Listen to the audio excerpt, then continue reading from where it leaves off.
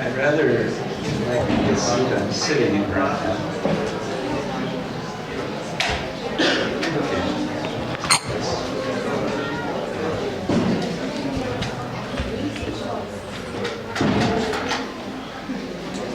Hare Krishna.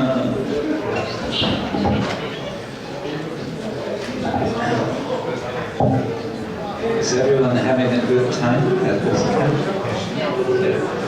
Yeah? No? Yes.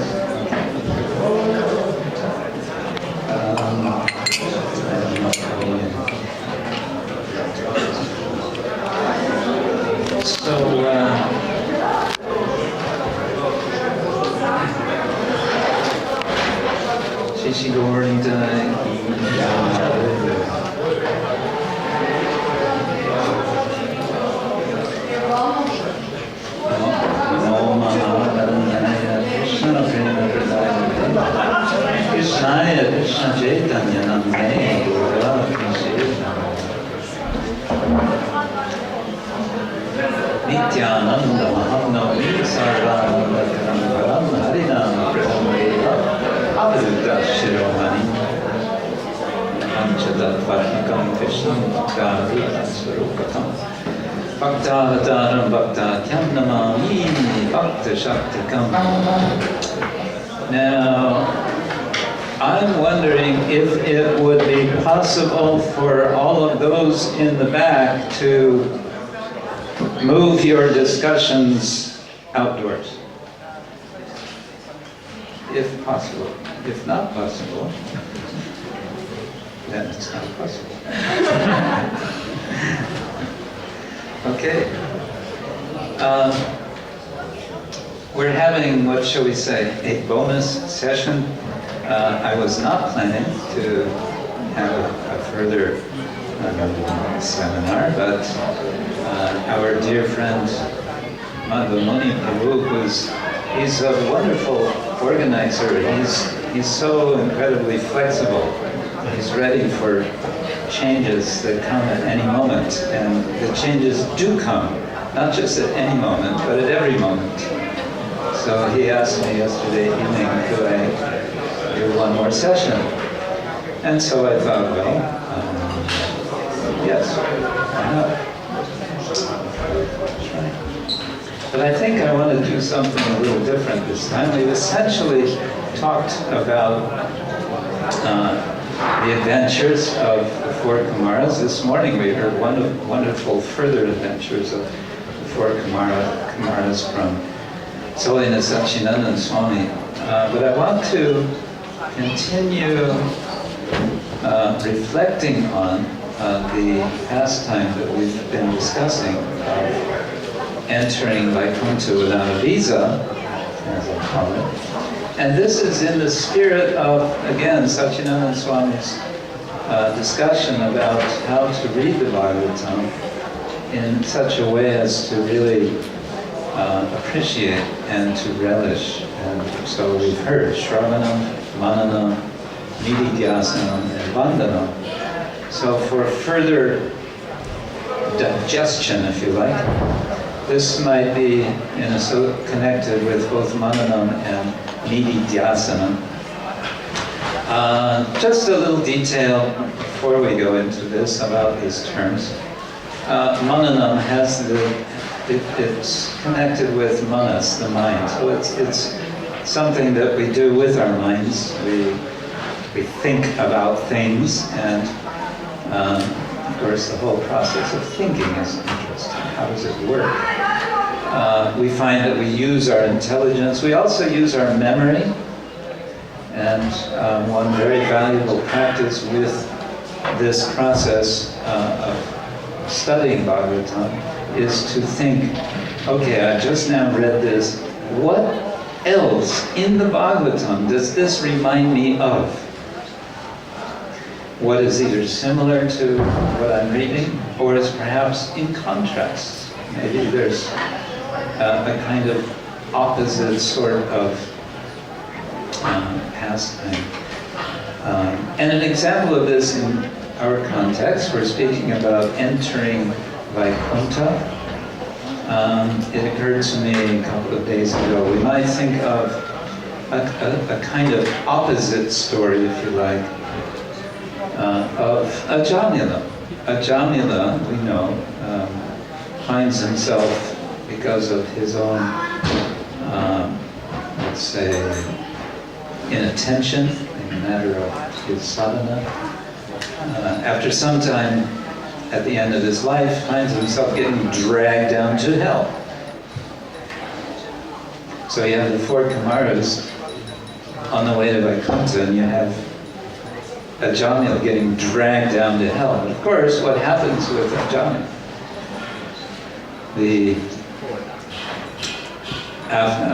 While the Yamadutas are dragging him, who appears? The Vishnu-dutas. And how many of each are there? Yeah, there's four. 4 Kumaras, 4 Yamadutas, 4 Vishnu-dutas. Something about the number 4 seems to be significant. In any case, the 4 Vishnu-dutas, of course, stop the efforts of the Yamadutas to drag Ajamila to hell, and they are quite successful, to the amazement of the Yamadutas, to release Ajamila, who then eventually, not immediately, but eventually he will indeed go to Vaikuntha, because he has a kind of what sociologists of religion call conversion experience, which he understands. He's lost. He lost the plot. It's a kind of slang English. To lose the plot means you lose the point. What are you doing? In a good story, you have a plot. You have how things develop in the story. So to lose the plot is to miss the point and start doing something not beneficial, anartha. Anyway, that's a job. So my point is, there's a kind of something you can remember as part of your thinking about the pastime of the four Kumaras going to Vaikuntha, you can think, oh yeah, and there's this other account in the 6th canto where something quite different is going on. And then you can start thinking, is there some point of similarity? Well, one point of similarity in the whole Bhagavatam, it's the easy question. What is the whole Bhagavatam about? Again, as we heard Satchidananda Maharaj saying, it's about bhakti. And so, whether there are reversal of role reversals, as he was discussing, or not, it's all about illustrations of the power of bhakti and how bhakti is superior to everything else, including liberation, including karma, jnana, yoga, etc. So that's one thing we can do. But I want to do something else, and I don't know if this is going to work. But we'll see. We'll try. It's not something you'll usually hear devotees suggesting that we do as one of the activities of reflecting on the Bhagavatam. Oh, the other detail I wanted to say was nididhyasana. Dhyasa, it's related to dhyana. You know this word, dhyana? Meditation, yeah. So the idea is,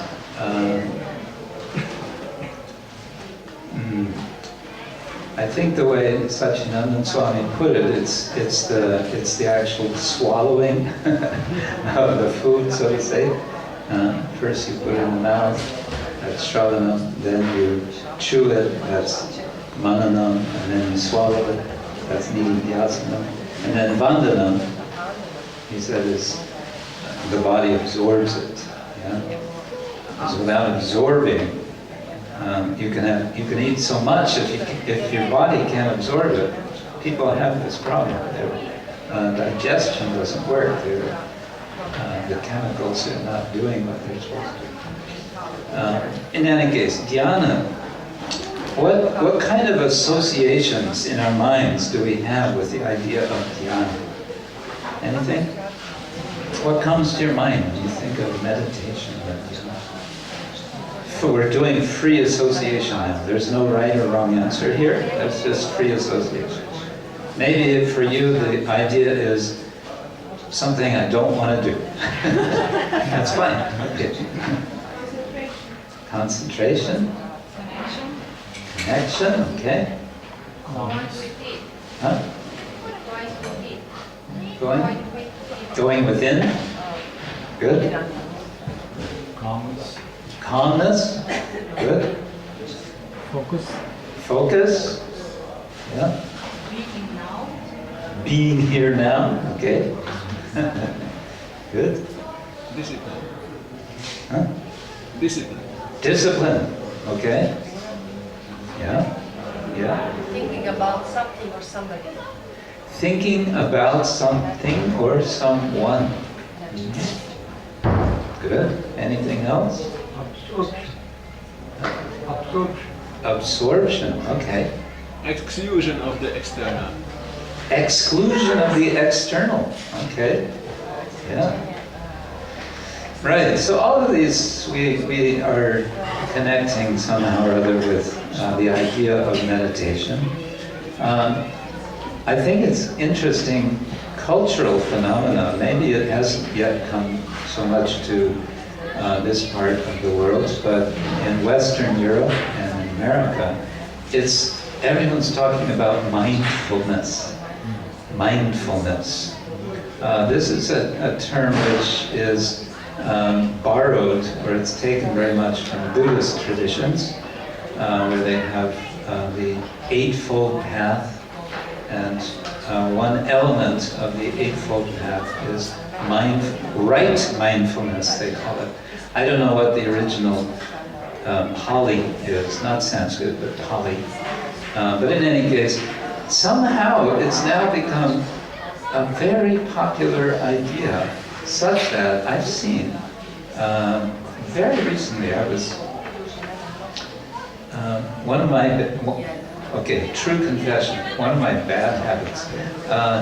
Whenever I go to Oxford, there's one really good bookstore there, and I can't resist to go and see what are the latest books on things like mindfulness or whatever. They had a whole section on mindfulness. A whole section, not one shelf. They had 3 or 4 shelves. Mindfulness psychology, mindfulness, instant mindfulness, you name it. Mindfulness for your cat. Just every imaginable. So mindfulness is an interesting idea, which is associated. I just wanted to mention Srila Ramanujacharya's, I don't know if it was a definition, but he gives an idea of what is dhyana with an interesting image, and that is, here we are in the Balkans, you have so much olive oil produced here. So if you take a bottle of olive oil and you pour from the bottle the oil, that stream of oil, it's a very nice, smooth, steady stream. It's not like water which splashes and maybe intermittent. It's a very smooth flow. And so meditation is like that, according to Ramanujacharya, whose 1000th birthday is, I don't know if it's still being celebrated, or I think so. I think we're still, or in any case last year.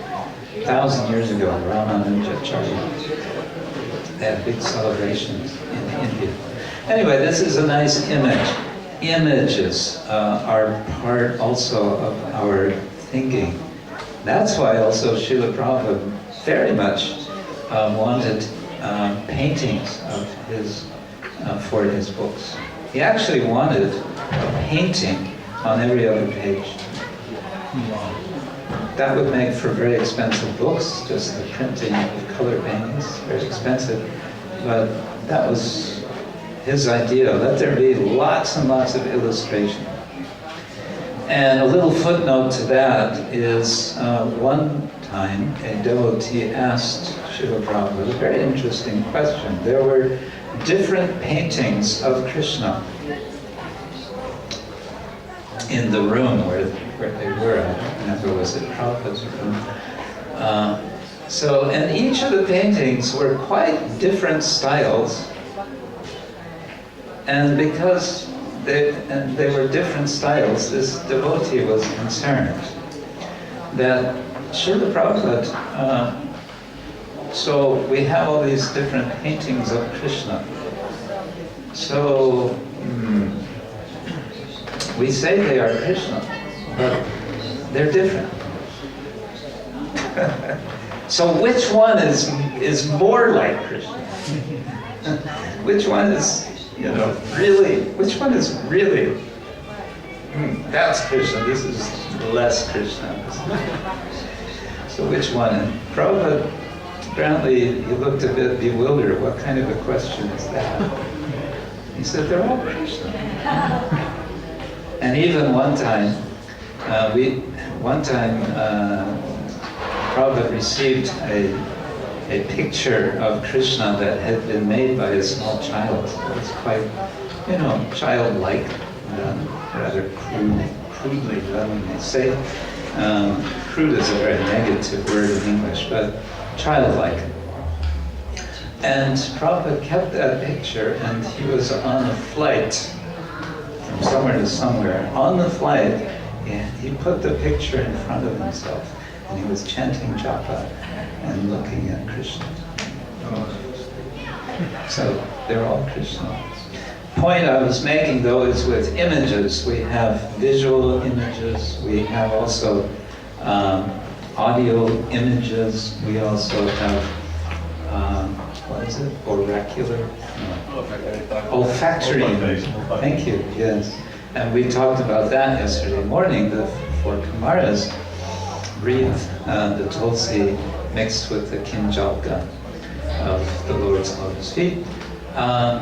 And of course, olfactory impressions can be extremely powerful, either positive or negative. A negative, some stinky smell, we go, "Ooh," even we don't see it, but it's there, and we are repelled. So, and have you ever had the experience that kind of out of nowhere, some aroma comes to you? You're not even sure if it's physically there or if you're just remembering it, but it's an aroma that reminds you of some time years and years ago. Have you ever had that? Yeah. Isn't it amazing? Suddenly it triggers a memory from so long ago. So anyway, the point is we have all these different kinds of imagery and memory, and all of this can contribute to our relishing of the Bhagavatam.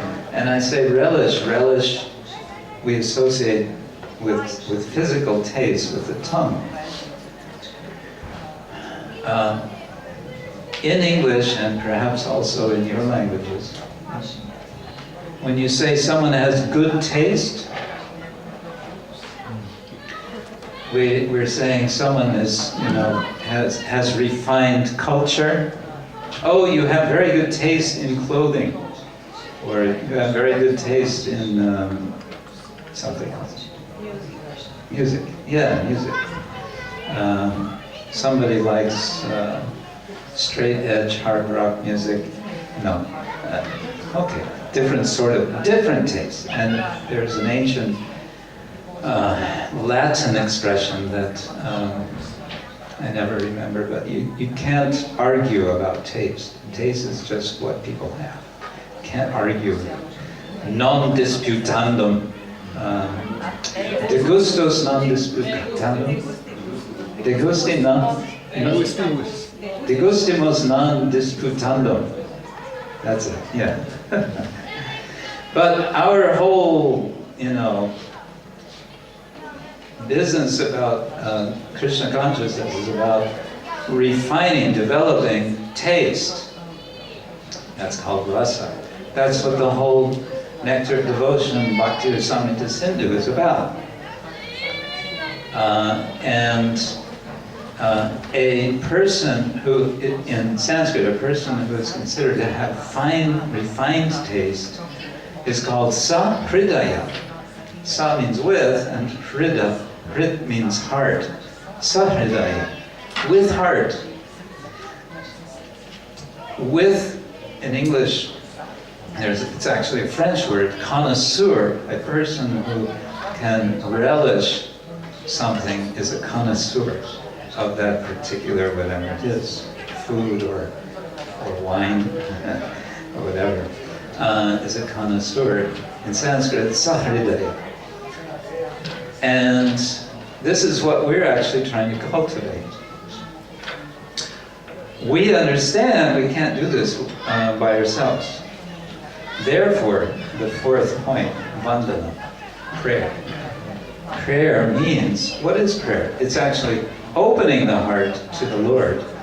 And it's not saying, oh my dear Lord, I want this, this, this, this, and this. Here's my shopping list, you please fill it out. Fill it, but rather opening the heart. Krishna, what do you want? What do you want from me? How can I serve you? And as we open, then Krishna reveals. As Krishna reveals, then the nectar flows. And that makes the Bhagavatam realizable. Okay, but I still haven't gotten to what I want to do.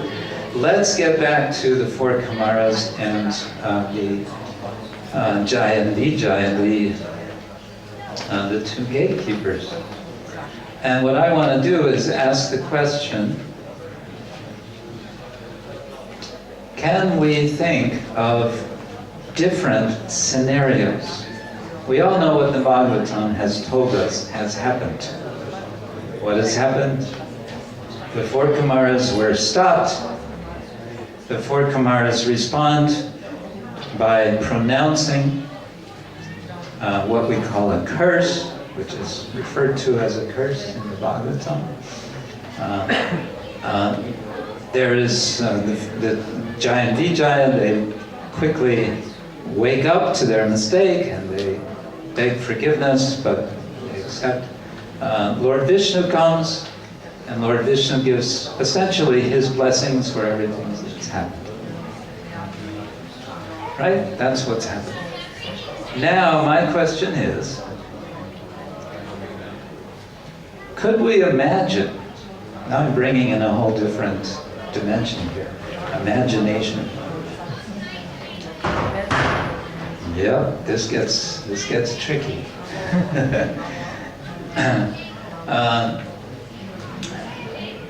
Can we imagine another scenario? Well, yes. Anyone want to suggest something else that might have happened? Yes.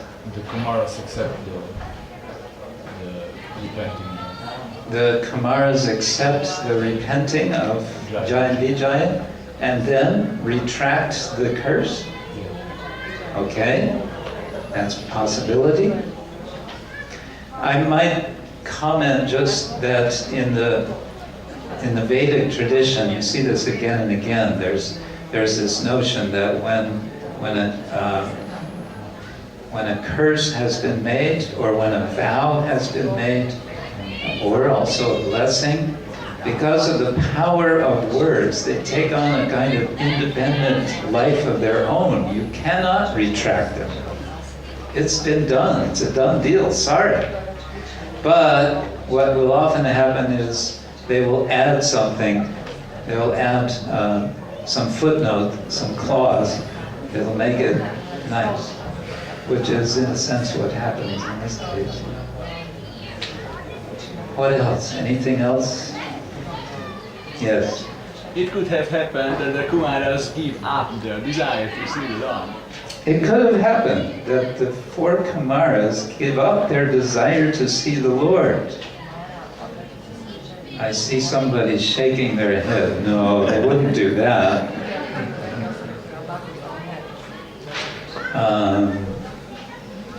What do you think?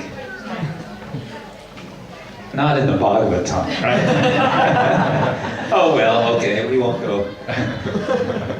Yeah, Vaikuntha, yeah, it's probably a nice place, but anyway, we can go somewhere else. If the reason was why they couldn't pass the seventh gate, because they're impersonalists, so that might be the reason. Well, we discussed that they could pass 6 and then they couldn't pass the 7th because of lacking bhakti. Okay, so you're saying maybe they would have. It's plausible. Okay, yeah. Can you please repeat what? Because I couldn't hear. Yeah, she was saying that, well, maybe they could have given up their desire to enter Vaikuntha because they apparently had not yet achieved bhakti, and therefore. Any other ideas? Try again later. Huh? They could try again later. They could try later. They could say, okay, well, we'll wait until some other guards are here. Maybe we can do better with some other guards. Another gate. That's actually what, or another gate, yeah. That's actually what His Holiness Radhanath Swami, if you've read his story going home, his journey home, when he finally gets to the border of India, and they won't let him in because he doesn't have enough money. You read that? And so he goes some distance away and he waits until there's a change of guard. And then he tries again and it works. He manages to make friends with the guard. Okay, go ahead. Yeah, that could have happened. That you could do that. Deva. Same. Other gate. Okay, yes, read Maybe when Lord Vishnu appears, he sort of reprimands the four Kumaras for uttering the curse so easily upon his servants. Okay, the four, Vishnu could have scolded, reprimanded, or said, this is not good. You're so quickly cursing like this. What about this? How about this reaction of the four Kumaras? Can we think of alternative reactions that they would have had in relation to these two, Jai and Vijay? Yes. Because of good association, they will become perfect and be in kirtan and go into Vaikuntha. Because of good association, they could have started doing kirtan and then go into Vaikuntha. Yeah, okay, maybe. They could preach to Jai and Vijay. What would they preach? Impersonalism. Huh? Mindfulness. Mindfulness.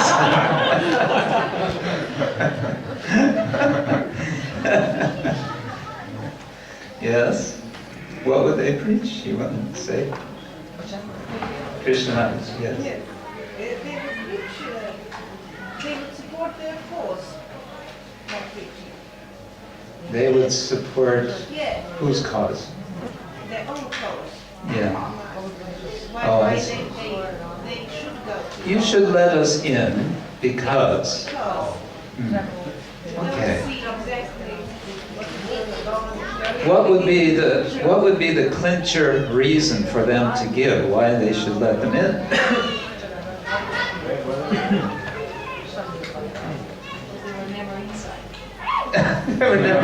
We've never been inside. Let us see at least once. I don't know if that's very convincing. When I was having this trouble at the border of Great Britain, well, I've never been, and I just want to see once. Let me in. Yes.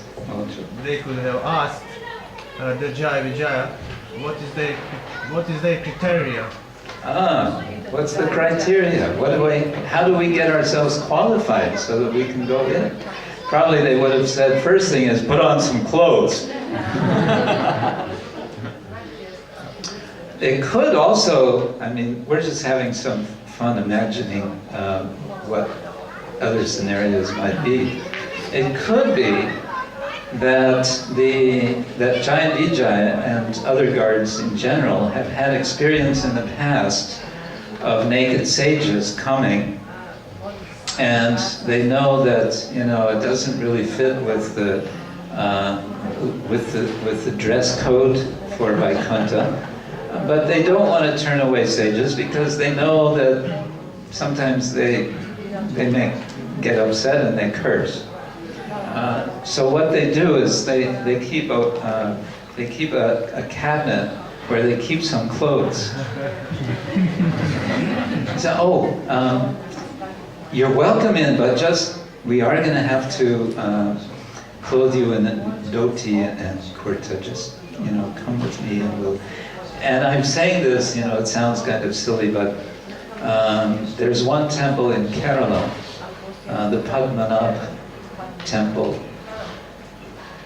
in Trivandrum, I think it is, where they have a dressing room and they have a very strict rule there that men can only come into the temple wearing a dhoti. So they supply a dhoti if someone comes without a dhoti. I don't know, they pay a few rupees or something to rent and then they put on a dhoti. So that could have been a possibility. Any other ideas about this? What alternative actions? Yes. Su kshatrije ponosni. Ja bih išao tako što bih ga slavio. Kshatriyas are proud, so my approach would be to celebrate and to glorify the person. Glorify the person who is, because Kshatriyas are by nature proud. Yeah. So one approach would be to glorify the person who is proud. Oh, the four Kumaras might have glorified these Kshatriyas for their Kshatriya character. Is that it? Yeah. Okay. Yeah. That's possible. That's an idea. Yes. They can tolerate the whole situation and wait that Lord come to see them. Okay, they could just be tolerant. Titikshava karunika, right? Sages, sadhus are tolerant, patient. There are many stories, again in Buddhist tradition, of potential students for some Buddhist guru. They will come to the ashram and the monks won't let him inside, so he will sit outside in the freezing cold for days and weeks and months and years until he's finally admitted. And so, okay, he must be serious. This is one Chinese famous Buddhist monk, famous Buddhist. Yes, Govinda. They can ask to speak with the supervisor. Like when you want to enter somewhere and they don't want to allow you, please let me speak to your supervisor. Okay. Let me speak with Lord Vishnu. Yeah. Yes, can we please speak with you? Or, yes, in that spirit, just to say, could you just announce that we are here and let the supervisor decide? Yeah. Yeah. Now, I was thinking about this also and just reflecting that there are four Kumaras. And in the Bhagavatam, they're kind of all bunched together. They all kind of seem to do the same thing, and they seem to be saying the same, or yeah, they all say the same thing. They seem to be thinking all the same thing. Maybe it's just the Western individualist mind, but I couldn't help but thinking there are four Kumaras. Wouldn't they have different opinions, different perspectives on the whole thing? And could it be the case that as they're approaching the seventh gate of Vaikuntha, they're discussing with each other about what they're doing, about their present and past and present and anticipated experience. And they might have quite different opinions among themselves. And that could be an interesting discussion that we just don't know about. Could it be also that they discussed among themselves before cursing the gatekeepers just what would be the best for them? In fact, that's suggested. It doesn't say they discussed, but it says, as I remember in one verse, they considered what would be best for them, and then they gave their conclusion. Shri Jagannath Subhadra Baladeva Ki Jai, Shri Ram Ki Jai. Anyway, what I'm leading into, you're maybe wondering, where am I going with this? Well, here's where I'm going. I'm suggesting, well, there's a broader point and there's a more specific point. The more specific point is that, as some of you know, we have this book series which now has 3 different books. We call them Krishna Smarana. And what we're doing with these is encouraging devotees to write about Krishna's pastimes, and we're publishing these. And we've had very good response from devotees, very positive, from senior devotees, saying these are really very helpful to, for this process, but also for use. Some devotees are they're taking some of these writings, adapting them for presentation, for example, in Sunday feast program, performing little dramas, and skits and things like that. And this is an ongoing project, but it's kind of slowed down in the last couple of years, mainly for technical and practical reasons, because our main editor's health has not been so good. But we want to keep it going, and we want to encourage you who may be thinking, oh, that's nice, but I'm not a writer, to do some writing. And this is encouraged, this is bona fide, this is encouraged by Srila Prabhupada. He says, write according to your realization as a process of purification. Krishna Rangini Mataji has written a few things for these books, right? And some others of you have written. And so I'm making a little advertisement now. We've been a little bit stuck on our next issue, the subject of which is Krishna and his opponents. The very first one we did was simply Krishna Smarana, and we were focusing on Krishna's pastimes after Vrindavan.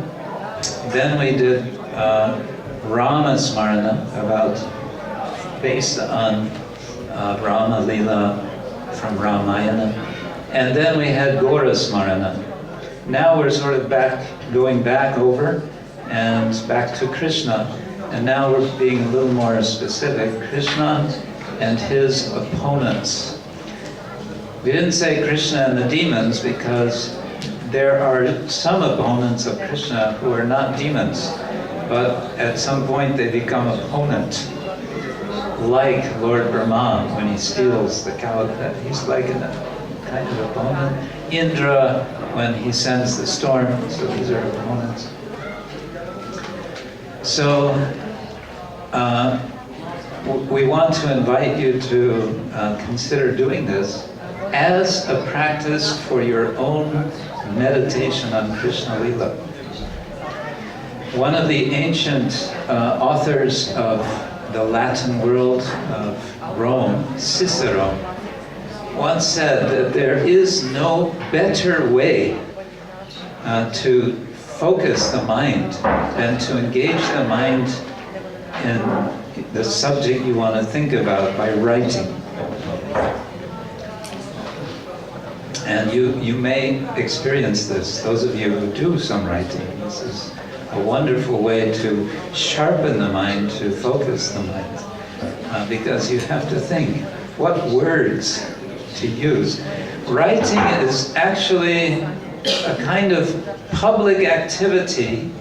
It's a communication over time.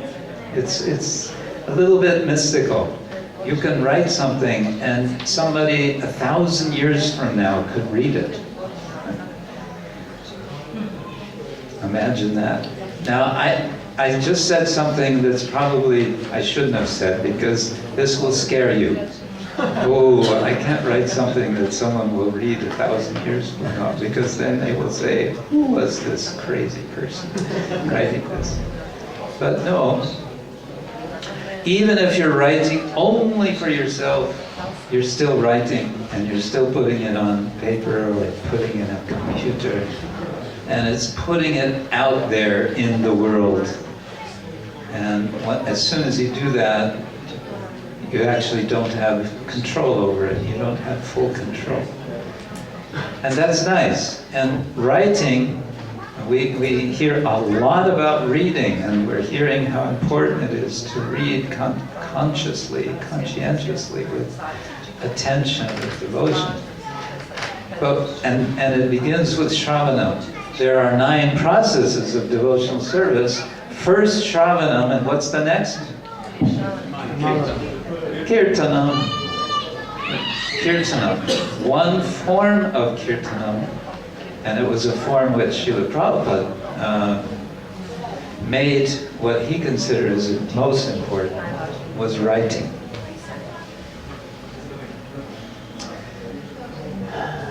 I know what you're thinking.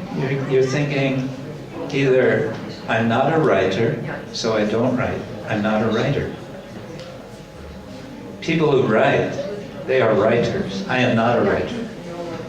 Like some people say, you know, I'm not a singer, okay?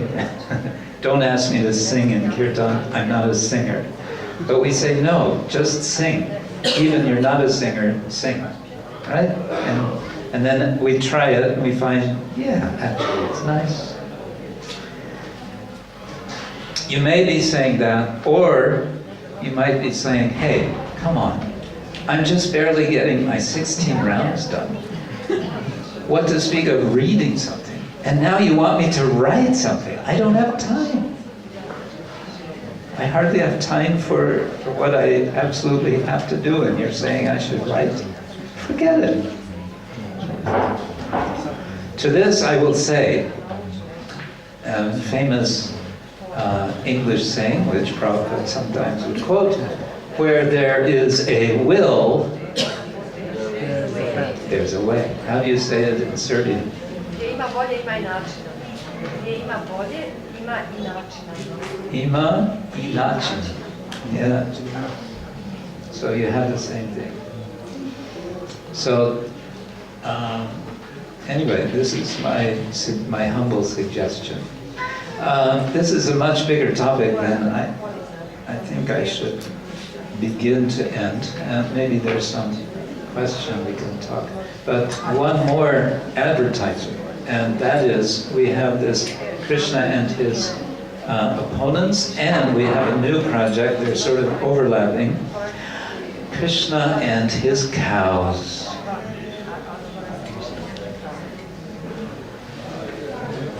Krishna and his cows. What could I write about Krishna and his cows? That's something to think about. Okay. Yes, Ridley. Could you perhaps a little clarify the difference? Could you perhaps? Yeah. No? Okay. Could you perhaps clarify a little bit the difference between the process of mananam and dhyana? Nididhyana. Yes, nididhyasana. You know, when you explain, there is a sense, I mean, it's different, it is different, but how would you say it's different? Well, let's start with how they're the same. It's like with the analogy of eating, right? It's all to do with food. And it's all to do with getting it into the body to transform it into energy and so on for the body. And so to overemphasize differences may be counterproductive. We can say, at least minimally, we can say that mananam would be the preliminary stage of nididhyasana. But I think here the essential idea of mananam is the emphasis on the mind, whereas nididhyasanam is more like let it reach the heart, let it impact, allowing whatever it is to really impact us, such that there is, as again Maharaj was explaining, there's a change of behavior. We do something as a result. So it's a form of like mobilizing emotion and memory and going deeper than just rational intellectual reflection. But it can also include rational reflection. It can include questioning and doubting, and how does this make sense? First of all, is this what I'm reading? Do I understand this right, or what? So it can be that as. In fact, I would say that's the beginning point. You know, am I getting it? Am I getting the words? Am I getting the meaning? the basic meaning. It can also be, and I think I like to encourage devotees, pay attention also in reading the Bhagavatam to those word-for-word translations. There's a lot of interesting things there. I mentioned yesterday how Prabhupada translates the word sankshobam as agitation for change. Wow, that's so interesting, isn't it? But you won't find agitation for change quite exactly that in his translation of the verse. Because the way language works, you have to decide how to make the sentences, flow and so on. But those word for word, and try to pay attention to those Sanskrit words as well. Gradually, you'll actually be learning Sanskrit. Then you can start learning some Sanskrit grammar, and then before you know it, it's not so difficult. You can appreciate more about the poetry and so on. It goes on and on. But the point I wanted to make is, Prabhupada once, or more than once, said, discuss the Bhagavatam from all angles of vision. And one thing he's saying here is that the acharyas in their commentaries, often they will give an explanation of something, and then they will say nanu, and then they will say something else. And that nanu is a signal that, well, there's another way to look at this. There's another way to translate this. So that's all part of manana, I would say. Yes? Me? Okay, so you spoke about the four Kumaras, and I remember the Bhajan Radhikastava, where it is mentioned that Sanaka and Sanatana, at least, were describing the character of Radharani. Are they the same four Kumaras we are speaking about? Sanaka, Sanatana. Varnita Charite. Yes. Sanaka, Sanatana, Varnita Charite. Radhe Jaya Jaya Madhava Jayite. Why not? Two of the four Kumaras. And can we know what they spoke about? Oh, if we could, it would be wonderful, wouldn't it? And maybe it's possible, but I can't tell you, because I have not come across this, at least thus far. But the fact that that's a song from Rupa Goswami. Just his saying that Sanaka and Sanatan, have described the glories of Radharani, it's a kind of signal that Radharani is really glorious, because if the Kumaras are glorifying Radharani, that's really something, right? So that's kind of that's the general point there.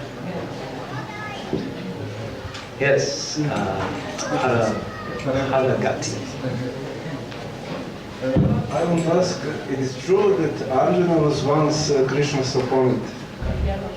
Is it true that Arjuna yes, was once Krishna's opponent? Does anybody know a specific pastime of Arjuna fighting with Krishna? He said he won't fight. Huh? He said that he won't fight. He doesn't want to fight. He doesn't want to fight. He doesn't want to fight with Krishna.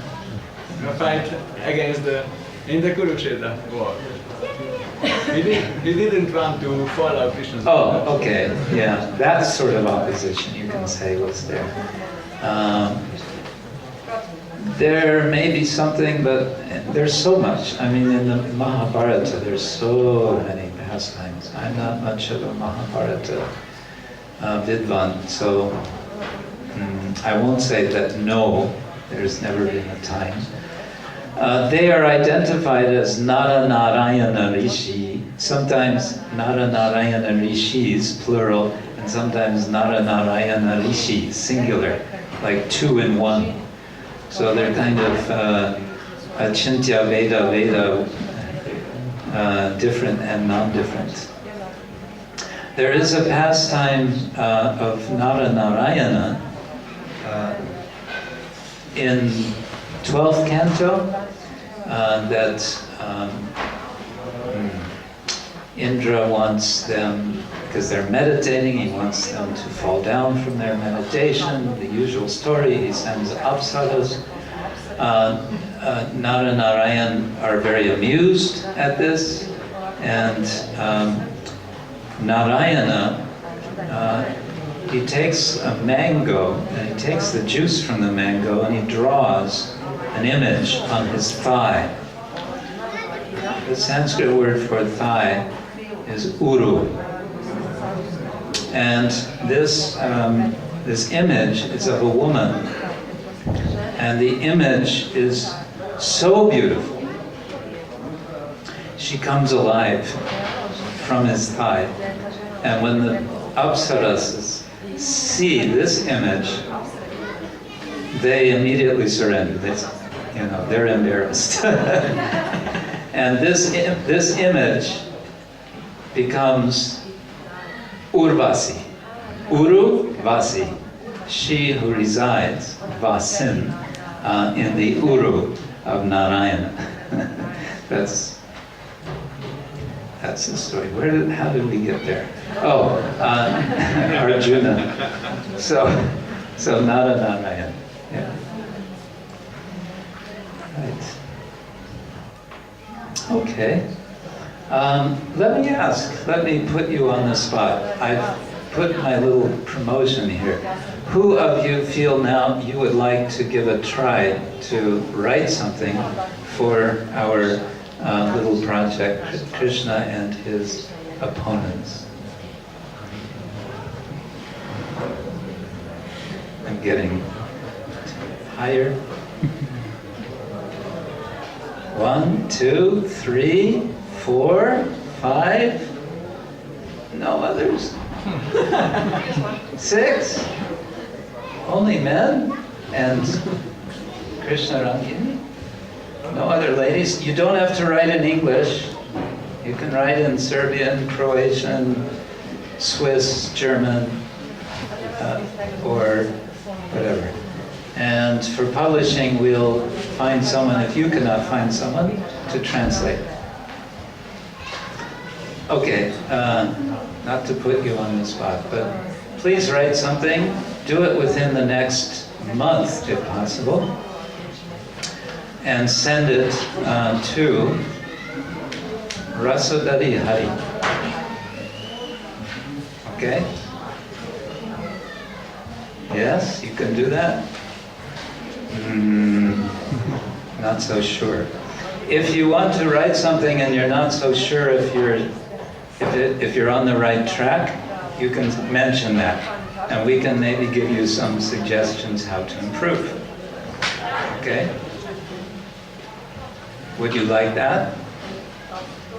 If I offer this, some coaching in your writing, any of you ladies, would you be more inclined to try it?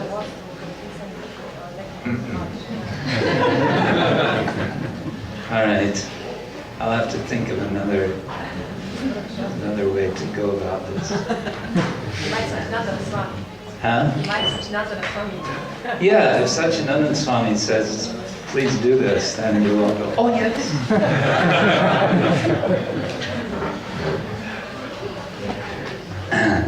Okay.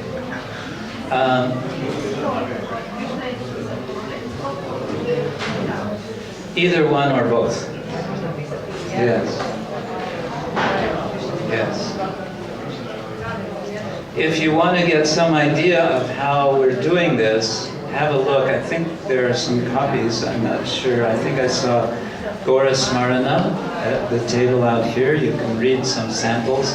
And in the introduction to that particular book, I give some detailed directions how to do it. I also gave a maximum length of 1,200 words, which is like three pages or so. Can be less, of course. Okay.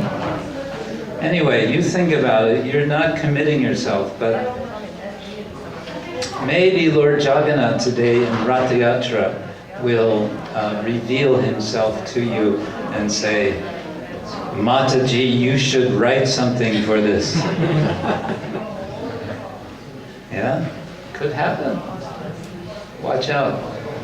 Lord Jagannath does surprising things. Yeah? No?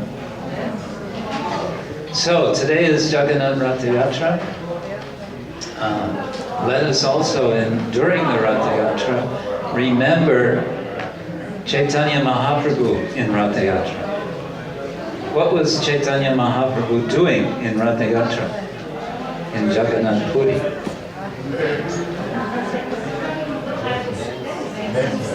Dancing and singing, indeed.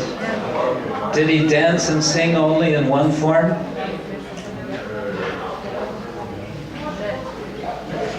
He expanded himself into 7 forms.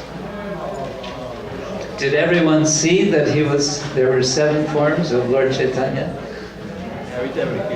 No, not everyone.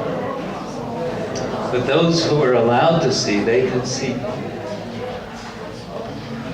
Imagine Chaitanya Mahaprabhu dancing in 7 forms. Imagine dancing in 1 form. Wouldn't that be nice to see? And imagine that he was spinning around like a firebrand. What is a firebrand? Yeah, whatever. And imagine that tears were squirting out of his eyes. That's hard to imagine, isn't it? But Krishnadas Kaviraj says that's what was happening. Imagine his limbs stretching out, that his arms were coming out of their sockets. You'd want to call an ambulance, wouldn't you? And then they were shrinking into his body, Kurma Rupa. Imagine, it's beyond our imagination.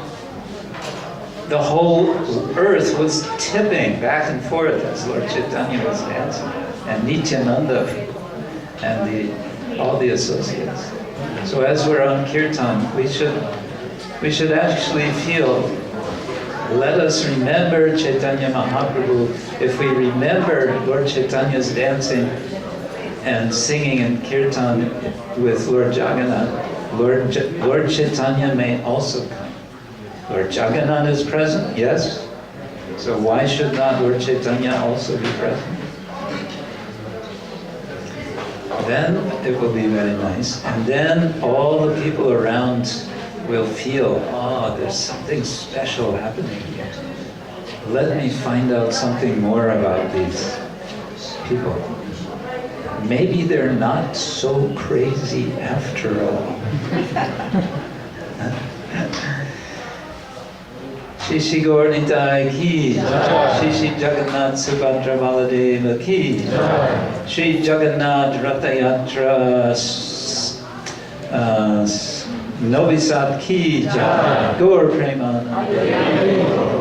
Hare Krishna. Thank you all very much for your kind participation and all the best.